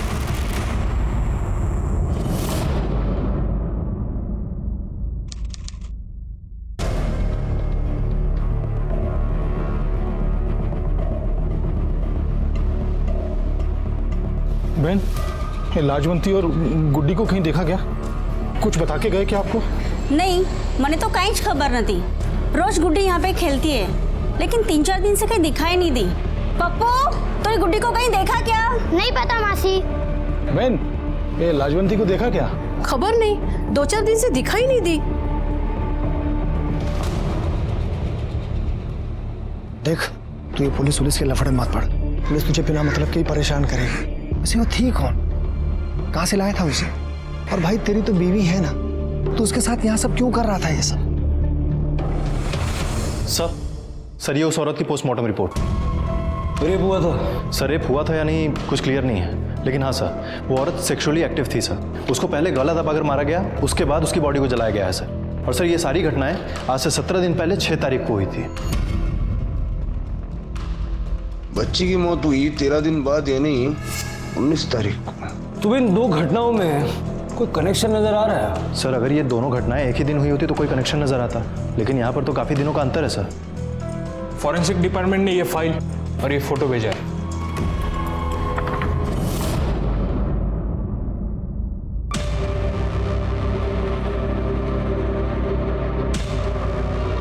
साड़ी पे उस दुकान का स्टैम्प है जहां से वो खरीदी गई। एक काम करो, जो बच्ची के कपड़े हमें मिले थे वो ले आओ। सर क्या ढूंढने की कोशिश कर रहे हैं आप? इस फोटो को देखो, इस औरत ने जो साड़ी पहनी है उसको देख के साफ पता चल रहा है कि औरत लेबर क्लास की है, और वो बच्ची भी। हो सकता है कि इन दोनों केसेस के बीच में आपस में कोई कनेक्शन हो। सर ये रहे बच्चे के कपड़े।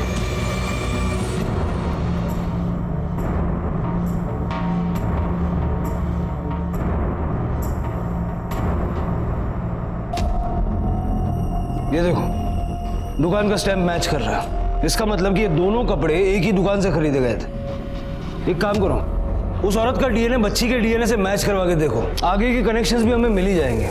Okay sir.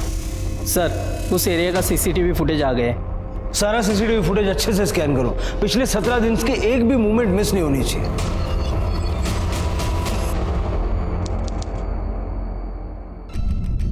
ये जरा फॉरवर्ड करना।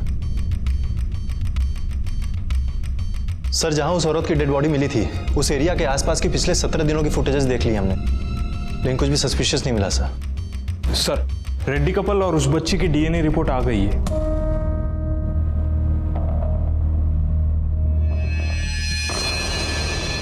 मिस्टर मिसेस रेड्डी को बुलाओ। मैं आपको बोली वो मेरा ही बेटी। आप दोनों में से किसी का भी डीएनए उस बच्ची के साथ मैच नहीं करता। वो आपकी बेटी नहीं है। This report is wrong sir. मैं अपने डॉटर को नहीं पहचानेगी, मेरी बात का विश्वास कीजिए, वो मेरी ही बेटी है। देखिए दरअसल हमें एक औरत की लाश मिली थी और डीएनए टेस्ट के बाद ये साबित हो गया कि वही औरत उस बच्ची की मां है।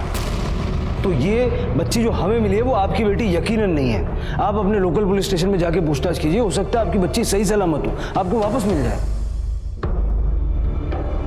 इस केस में एक नया मोड़ आ गया है। एक माँ उस बच्ची के चेहरे में अपनी बच्ची के चेहरे को तलाश कर रही थी, वहीं उसका डीएनए उस बच्ची के डीएनए से मैच नहीं करता। जहां उस माँ को उस बच्ची के लिए बुरा लग रहा है, वहीं कहीं ना कहीं उसके दिल में इस बात की तसल्ली भी है कि उसकी बेटी जिंदा है और फिर से वो अपनी बेटी को अपने सीने से लगा पाएंगे। ये वाकई बहुत खुशकिस्मत है, पर हर कोई इतना खुशकिस्मत नहीं होता। कम से कम वो माँ और वो बच्ची तो बिल्कुल नहीं जिनकी हत्या कर दी गई। उनका पार्थिव शरीर आपसे, हमसे और हम सब से न्याय की गुहार कर रहा है। तो क्या हम और हमारी न्याय व्यवस्था उनके असली कातिलों तक पहुंच पाएंगे?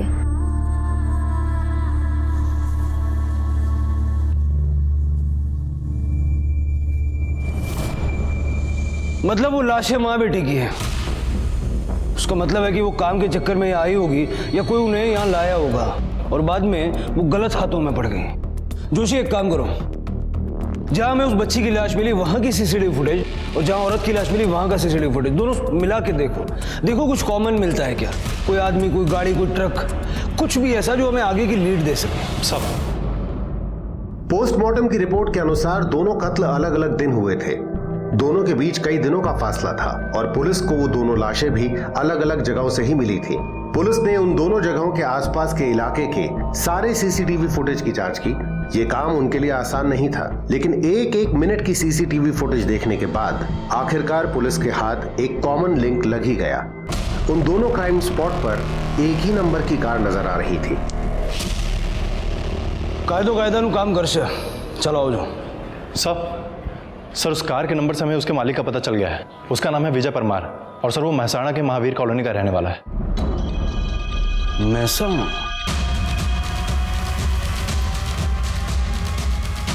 अरे सांभळो। हाँ साहब। अब ना विजयભાઈ પરમાર ક્યાં રહે છે? હા એમનું આ જ મકાન છે, અહીંથી જમણી બાજુ।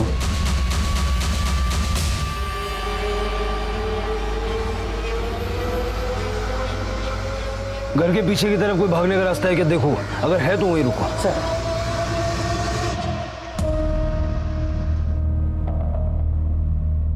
मेहता,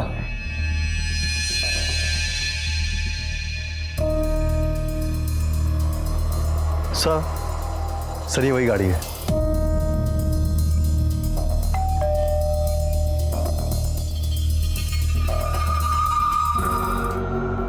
विजय परमार?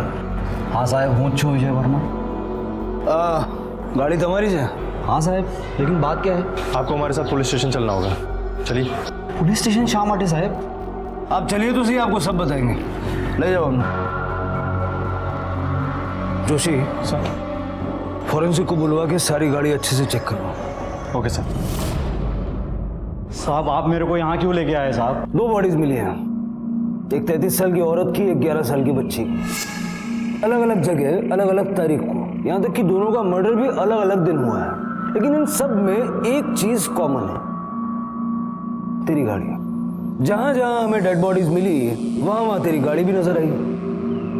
अब तू ये बता, 6 तारीख को रानी रूपमती मार्ग के पीछे वाले जंगल के पास और 19 तारीख को शाक मार्केट के पीछे की तरफ तू क्या कर रहा था? मैंने कहीं खबर नहीं थी साहब। गाड़ी तारी है ना, तेने खबर नहीं है वो चाले?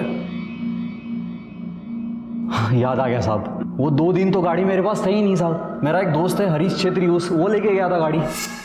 वो बिल्डिंग का कॉन्ट्रैक्टर है, मेरे पास आया, बोला कुछ जरूरी काम है, तो मैं भी कार दे दिया साहब। शादी हुई है तेरे इस हरीश छेत्री की? हाँ। जोशी सर, इस लड़की को जानता है? नहीं साहब। वो औरत का फोटो दिखाऊं ना जिसका मर्डर हुआ है? उसको मार के उसकी बॉडी को जला दिया था, चेहरा पूरा जल गया है। क्यों साहब? कुछ दिन पहले हरीश ने एक औरत लाई थी ऐसी ही मस्ती वस्ती करने के लिए। कहाँ से लाया था हरीश उस औरत को? खबर न थी साहब। अच्छा, ऐसा हो सकता है कि हरीश की बीवी को इस बारे में सब पता चल गया और उसने उस औरत को मरवा दिया? हरीश की बीवी को तो नहीं, लेकिन हरीश के भाई को सब कुछ पता चल गया था साहब। वो बहुत ज़्यादा गुस्से में भी था। अगर ये बात बाहर पहुंच गई क्या होगा? पिताजी का जमा जमा धंधा तो ठप हो ही जाएगा, नाते रिश्तेदारी में नाक और कट जाएगी। और क्या? भाई का क्या है, घर पे बीवी है, बाहर औरत पाल ली। अगर ये बात बाहर पहुंच गई तो मुझसे कौन शादी करेगा? सब तो यही सोचेंगे ना, बड़ा भाई हर जगह मुंह मारता है, छोटा भाई भी यही करता होगा। कुछ भी करके खत्म करना पड़ेगा ये। दोनों भाई साथ में रहते थे? हाँ। हरीश ने जहाँ उस औरत को रखा था वहां का और हरीश का दोनों का एड्रेस लिखवा। चल। ठीक है सर।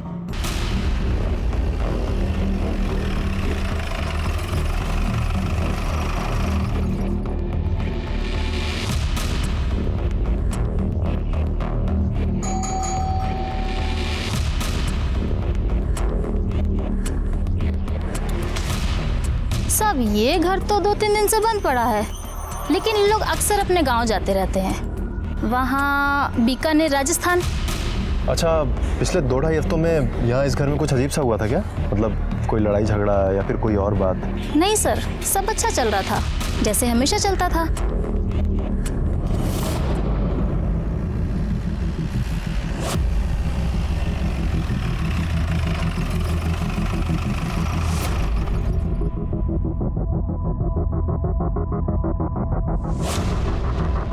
अरे बहन सामड़ो, ये कहाँ गई? पता नहीं सर, वो और उसकी बेटी पिछले कुछ दिनों से दिखाई नहीं दे रही। अरे वो कॉन्ट्रैक्टर भी ढूंढते हुए आया था। कौन कॉन्ट्रैक्टर? वो हरीश भाई, बहुत परेशान था, ढूंढता हुआ आया था। ऐसे बिना बताए कोई घर छोड़ के जाता है क्या?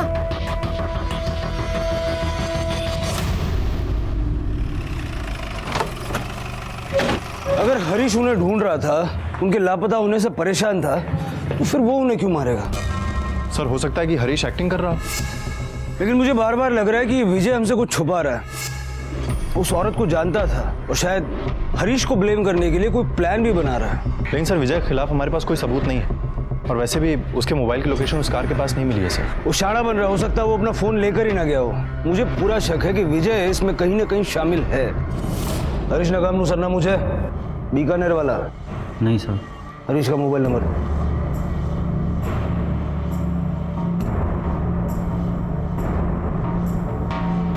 उसका फोन बंद आ रहा है सर।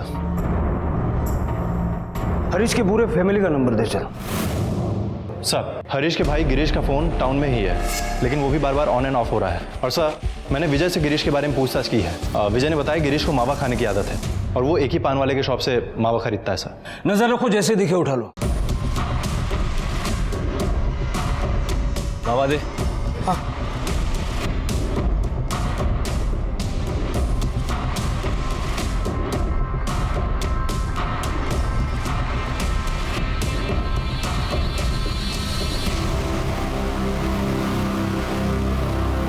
गिरीश तुम्हारा ही नाम है ना?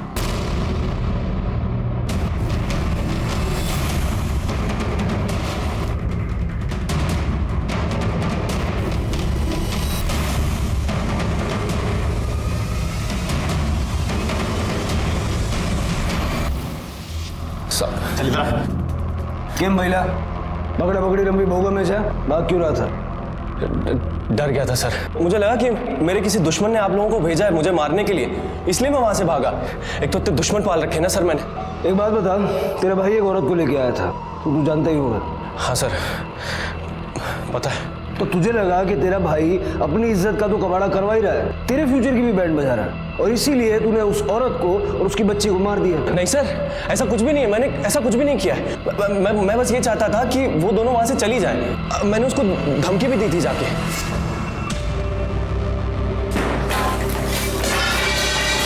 कौन है तुम? 2 घंटे का समय दे रहा हूं, अपना सामान बांध और ये शहर छोड़कर चली जा, समझी? ये ले, मेरे भाई की जितनी भी रातें रंगीन किया ना तूने, उसके पैसे। अपना दाम ले, अपना सामान बांध और ये शहर छोड़कर चली जा। अगर दोबारा यहां दिखी ना तो मुझसे बुरा कोई नहीं होगा। और जब धमकी से काम हुआ नहीं तो तूने उनका किस्सा ही खत्म कर दिया। नहीं सर, ऐसा कुछ भी नहीं किया मैंने सिर्फ उनको धमकी दी और मैं वहां से चला गया। 2-3 दिन बाद हरीश भाई ने बताया कि वो दोनों शहर छोड़कर चले गए। तेरे बीकानेर वाले घर का एड्रेस दे चल।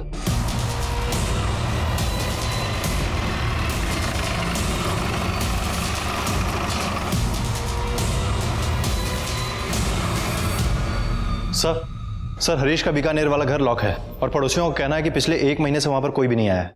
सर, हरीश के पत्नी का मोबाइल लास्ट टाइम जहां पे एक्टिवेट हुआ था उसका लोकेशन मिल गया है। लोकेशन जयपुर के पास के एक होटल का है। कांड करो तुम और घर छोड़कर भागो मैं। अरे कम से कम सोच तो लिया होता इतना सब कुछ करने से पहले। फिर वही बात, फिर कितनी बार कहूं उस औरत के साथ कुछ नहीं किया मैंने। देख अभी कौन है।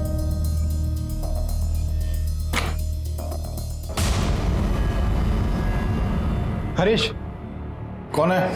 तेरी बारात तुझे ससुराल ले जाने के लिए आया है। चल ले चल।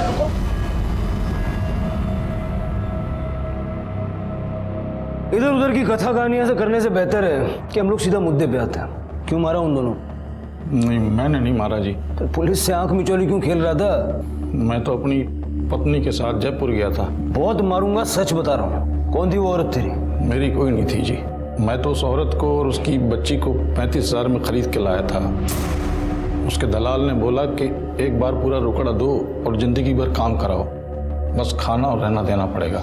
मुझे सौदा अच्छा लगा तो मैं खरीद के ले आया अपने साइट में काम कराने के लिए। तो तू लाया तो उसको काम कराने के लिए था, लेकिन बाद में तेरी नीयत पलट गई तो तूने उसका और उसकी बच्ची का रेप करके दोनों को मार के फेंक दिया। नहीं साहब, मैं तो लाजवंती से प्यार करता था, इसलिए तो मैंने उसे किसी कंस्ट्रक्शन में काम करने के लिए नहीं लगाया। सुख सुविधा की सारी चीज़ें उसको ला के दी। फिर मैं काम के लिए राजस्थान चला गया। वहाँ से लौटा तो उसका कुछ अता पता नहीं था। मुझे लगा कि वो किसी के साथ भाग गई। मैंने बहुत ढूंढा उसको साहब। लेकिन तेरे दोस्त विजय का कहना है कि तूने उसकी गाड़ी झूठ बोल के ली और दोनों क्राइम सीन पे वो गाड़ी नजर आई। झूठ बोल रहा है साहब वो।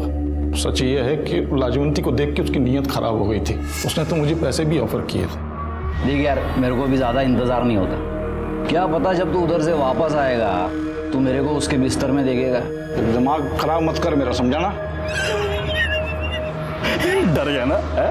हो सकता है कि मेरे राजस्थान जाने के बाद वो लाजवंती के घर गया हो, उसके साथ जबरदस्ती करने की कोशिश की हो और लाजवंती ने मना कर दिया हो तो उसे मार डाला हो। हरीश का कहना है कि तू लाजवंती के पीछे पड़ा था। सर वो मेरे को फंसा रहा है सर, ये सब झूठ है साहब। जोशी सर, बच्ची के बॉडी पे जो सीमेंट मिला है उसके साथ इन दोनों का डीएनए मैच करवा के देखो, सच अपने आप बाहर आ जाएगा। Okay sir. Joshi, body dump करने के लिए गाड़ी कौन लेके गया था इसका प्रूफ तो निकालना पड़ेगा, क्योंकि डीएनए टेस्ट से ये तो साफ हो जाएगा कि रेप किसने किया, लेकिन मर्डर का अपराध ये लोग एक दूसरे पे ढकेलते रहेंगे। लाजवंती की बॉडी हमें सेमी बर्न स्टेट में मिली थी, पेट्रोल का इस्तेमाल हुआ था। उस रूट पे जितने भी पेट्रोल पंप है सबका सीसीटीवी फुटेज चेक करो। लेकिन सर उस रूट पे 20 से 25 पेट्रोल पंप्स हैं। जोशी 20 होएगा 25 जो तो बढ़ जाए। सर पुलिस ने उस रूट के सारे पेट्रोल पंप्स के सीसीटीवी फुटेजेस चेक किए और एक चौंका देने वाला सच सामने आया। उन्हें एक फुटेज में हरीश दिखा जो उस दिन एक पेट्रोल पंप से एक कैन में पेट्रोल खरीद रहा था जिस दिन लाजवंती को मारकर जलाया गया था। नहीं माने तू नहीं बोलूंगा साले। बताता हूँ मैंने मारा साहब, मैं लाजवंती से प्यार करने लगा था साहब। अपनी हवस को प्यार का नाम मत दे। चल आगे बोल। साहब मैंने लाजवंती को बोला कि मैं उसे प्यार करने लगा, वो मेरी बातों में आ गई साहब। मैं उसे इस्तेमाल करने लगा पर उसे पता चल गया था कि मैं उसे उल्लू बना रहा हूँ। उसके बाद कभी उसने खुद को छूने भी नहीं दिया मुझे। बहुत नाटक करती थी साहब। मुझे डर लग गया साहब, क्योंकि एक दिन तो वो मेरे घर पहुंच गई साहब। अरे नहीं, पेमेंट करवा उसकी, पहले ईंट डालने को बोलो उसको। हाँ रुक, फोन करता हूं तेरे को। क्या कर रही है?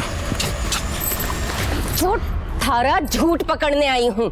मारे से झूठ बोला कि राजस्थान जा गया और यहाँ अपनी घराड़ी के पल्लू से बनकर बैठा है। मैं थारे से शादी करने की भीख कौड़ी मांगी थी, मारे संग खेल खेल रही हो तो अब मैं थारे को बताती हूँ खेल के हुए। उसके बाद मुझे लगा कि वो मेरे लिए खतरा बन चुकी है, तो मैंने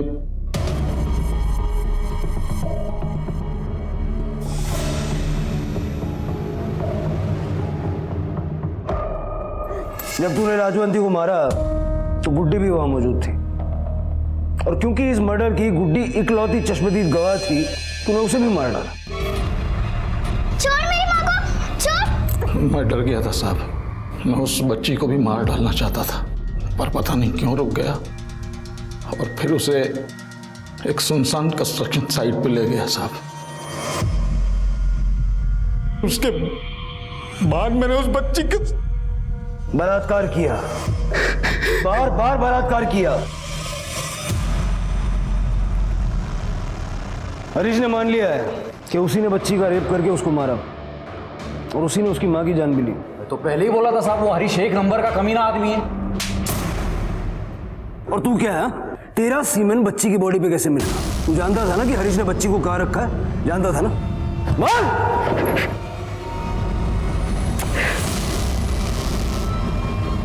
माफ कर दो साहब, वैसे बहुत बड़ा पाप हो गया साहब, मुझे भगवान भी माफ नहीं करेगा। ये सब पाप करने से पहले सोचना चाहिए था। पोस्टमार्टम रिपोर्ट के हिसाब से गुड्डी के साथ 3 लोगों ने बलात्कार किया था। तेरे और विजय के अलावा वहां कौन था? बोल!